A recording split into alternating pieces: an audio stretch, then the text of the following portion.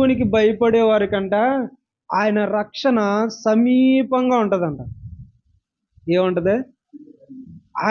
ఆయనకు భయపడు వారికి ఆయన రక్షణ సమీపంగా ఉంటది. ఆయనకి ఎవరైతే భయపడతారో వారి మీదకి వచ్చే కీడైనా, వారి మీదకి వచ్చే సమస్య అయినా, వారి మీదకి వచ్చే శోధనైనా తప్పించడానికి కవచములా ఆయన రక్షణ ఉంటది. దేవునికి స్తోత్రం కలిగిన గాక. ఆయనకు భయపడే వారికి ఆయన ఏం చేస్తాడంటే ఐశ్వర్యాన్ని ఇస్తాడని ఉంది బైబిల్లో. దేవునికి ఎవరైతే భయపడతారో వారికి దేవుడు ఏం చేస్తాడంటే ఐశ్వర్యాన్ని ఇస్తాడు. యోసేపుకి ఇవ్వలేదా? యోసేపుని అక్కడ తీసుకెళ్ళిపోయాడు. ఐశ్వర్యాన్ని ఇవ్వడం కాదు, ఐశ్వర్యానికి రాజుని చేసాడు, సింహాసనం మీద కూర్చోబెట్టాడు.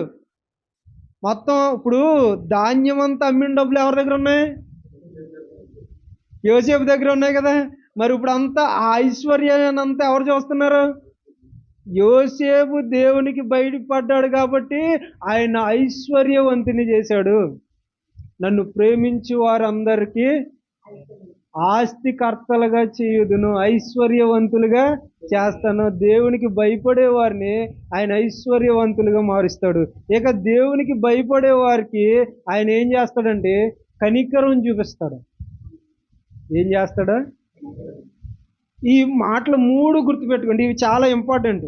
ఎందుకంటే రక్షణ మనల్ని కాపాడుతుంది సమస్యల నుంచి, ఇబ్బందుల నుండి, ఇరుకుల నుండి, శోధల నుండి, సాతాను హస్తాల నుండి రక్షణ మనల్ని కాపాడుతుంది. యెహోవాకు భయపడే వారికి సమీపంగా రక్షణ ఉంది. 2 ఐశ్వర్యం. ఈ ఐశ్వర్యం ఏం చేస్తుందంటే మనల్ని పోషిస్తుంది, మనకు మంచి పేరు ఇస్తుంది, సమాజంలో మనల్ని నిలబెడుతుంది. 3 కనికరం. ఈ కనికరం ఏం చేస్తుందంటే మనల్ని ఆయన దయను పొందుకునేటట్లు చేస్తుంది, మనిషిని దయను పొందుకునేటట్లు చేస్తుంది. ఈ కనికరం మన సమస్యలన్నిటిని ఖచ్చితంగా పోగొడుతుంది. రక్షణ, ఐశ్వర్యం, కనికరం, ఈ 3 కూడా మనకి ఎంత అవసరం. ఇవి ఎలా కలుగుతాయంటే దేవునికి భయపడడం వల్లనే. దేవునికి స్తోత్రం కలుగును గాక. హల్లెలూయా. ఆ కనికరం అన్న మాట ఒకసారి చూద్దామా? లూకా సువార్త 1వ అధ్యాయం 50వ వచనం. ఆయనకు భయపడు వారి మీద ఆయన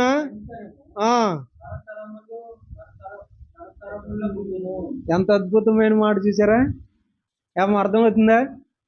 దేవునికి భయపడితే ఆయన కనికరం మన మీద ఉండి అది 1 రోజు, 2 రోజులు, 3 రోజులు ఉండేది కాదు, తరతరాలు నిలుస్తుందంట.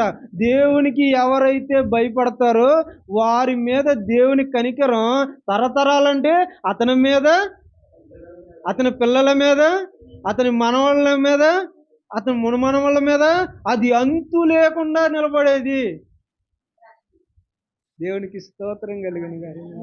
హల్లెలూయా. కాబట్టి దేవునికి భయపడడం మనం నేర్చుకోవాలి. దావీదు దేవునికి భయపడ్డాడు కాబట్టి దేవుని కనికరం దావీదు మీద ఉంది. కాబట్టి మీరు యోధా రాజులందరినీ గమనిస్తే అందులో ఎవరో మార్పు చెందరు, కానీ ఇశ్రాయేలు రాజుల్లో ఒక్కొక్కరు మారిపోయారు. కానీ దావీదు యోధా రాజులు అందరూ ఎక్కడి నుంచి వచ్చారు? దావీదు దగ్గర నుంచే వచ్చారు. తరతరాలు ఉంది ఆయన కనికరం.